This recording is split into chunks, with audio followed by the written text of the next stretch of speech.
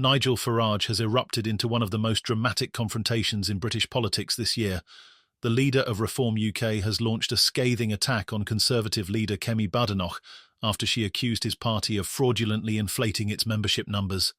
The row began with Reform UK's audacious claim that their membership had overtaken the Tories, an announcement that included projecting their supposed total onto Conservative campaign headquarters in Westminster.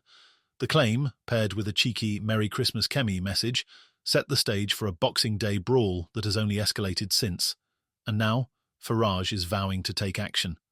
But first, check out this clip of Nigel Farage directly challenging Kemi Badenoch on GB News. Congratulations, you have overtaken the Tory party, or have you? Well, I mean, the idea that the leader of His Majesty's Loyal Opposition is accusing me of fraud is absolutely disgusting. She may be used to being in a party that lies to the British public. We are not. We put that digital tracker up a few days ago, showing every single person that goes online, gives us their postcode and pays us £25. Even since we went through that number yesterday morning, the numbers are rocketing. We're another 5,000 or 6,000 higher than we were. We went past the Conservative Party, and I know that Kemi Badenoch is well known for her aggression and for lashing out, but to accuse me of not understanding the digital age when I've got 5.5 million followers on social media and she's got fewer than 1/3 frankly, was a bit rich. I'm sorry, but the truth is there is a massive, as Cameron hinted a moment ago, the truth is there is a very big shift that is going on in British politics. So, Nigel, what do you say to Kemi's allegation that it's a fake because of the back of the website, the coding on the back of the website or something has been ticking up the members artificially? Well, she calls herself an engineer. Let me tell you, she's not even in the same league as our chairman, Zia Youssef, who has made vast amounts of money on tech and through digital media. And we have had our work confirmed by several independent sources overnight.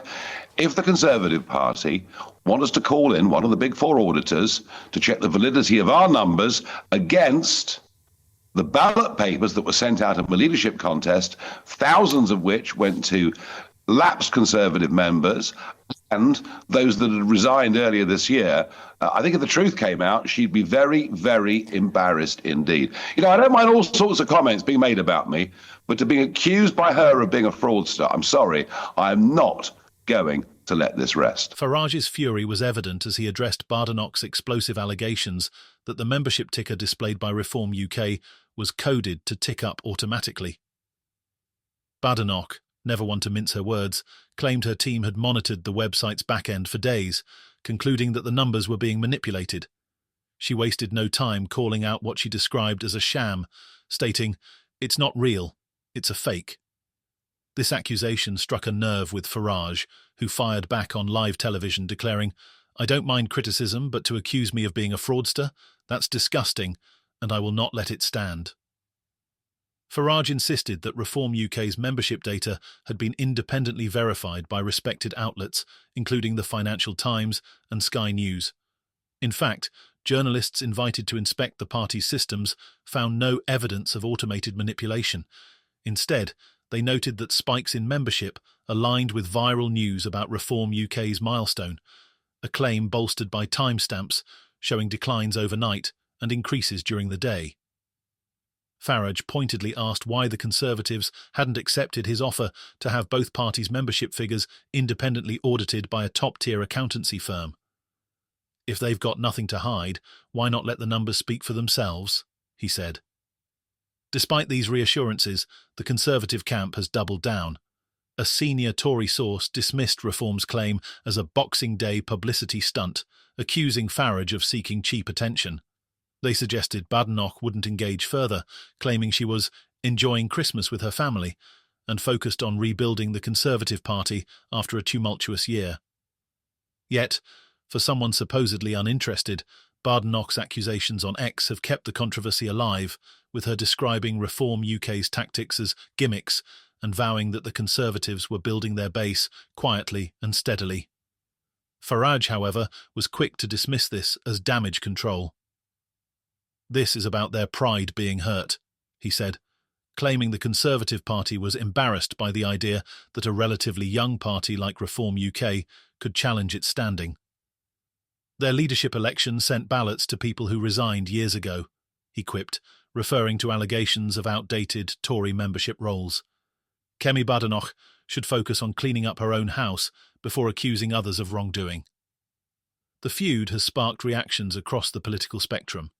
Former Labour advisor Paul Richards waded into the debate, branding Badenoch's decision to confront Farage as balmy and unnecessary.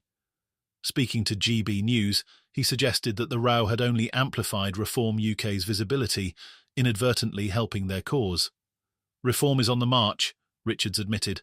Why pick a fight and give them headlines?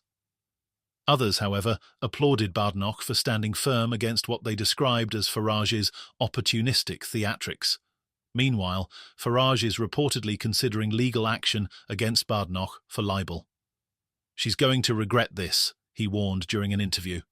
While refusing to confirm specifics, Farage hinted that his team was preparing a response that would definitively disprove the fraud accusations. Reform UK chairman Zia Yusuf, echoing this sentiment, questioned whether Badenoch could withstand scrutiny if her claims were taken to court. The accusations she made are serious, but they're also false, Yusuf said. The question is, does she have the evidence to back them up? Adding to the intrigue, journalists who inspected Reform UK's membership data seemed to side with Farage. Reports from outlets such as the Financial Times described the numbers as legitimate and reflective of verified member sign-ups. Ben van der Merwe of Sky News called the tracker perfectly normal, noting patterns consistent with real-time member activity. These endorsements bolstered Farage's confidence, leading him to taunt Badenoch publicly. "I've opened up our systems. Now it's your turn," he tweeted. Yet Badenoch has shown no signs of backing down. Her recent social media posts double down on her claim that Reform UK's numbers are inflated and misleading. She insists the Conservative Party has gained thousands of new members since the last leadership contest, dismissing Reform's projections as irrelevant to the bigger picture. "We are focused on principles and values, not stunts," she wrote, reinforcing her vision of steady, grassroots rebuilding. Reform UK's strategy, however, has capitalised on the drama. Farage framed the spat as a David versus Goliath battle, portraying Reform UK as the fresh, transparent alternative to an outdated political establishment. In one particularly provocative move, Farage noted the vast difference in their social media followings, suggesting his 5.4 million followers dwarfed Badenoch's 320,000, a symbol, he claimed, of where public interest truly lay. "This is the new political reality," he said. "Reform is growing because people are fed up with the old guard." The clash has left many wondering what comes next. Will Farage's promise of decisive action lead to legal proceedings? Can Badenoch substantiate her fraud claims, or will this blowback damage her credibility? And how will this public brawl affect the standing of both parties in the long run? For now, both leaders remain entrenched, their rivalry emblematic of the fractured state of British politics. With Reform UK continuing to trumpet its growth and the Tories scrambling to maintain their base, this feud seems far from over. Farage, ever the populist firebrand, has seized the moment to energise his supporters. But Badenoch, no stranger to controversy, is unlikely to let the last word go uncontested. As the saga unfolds, one thing is certain. This Boxing Day row has set the tone for what promises to be a tumultuous year in UK politics.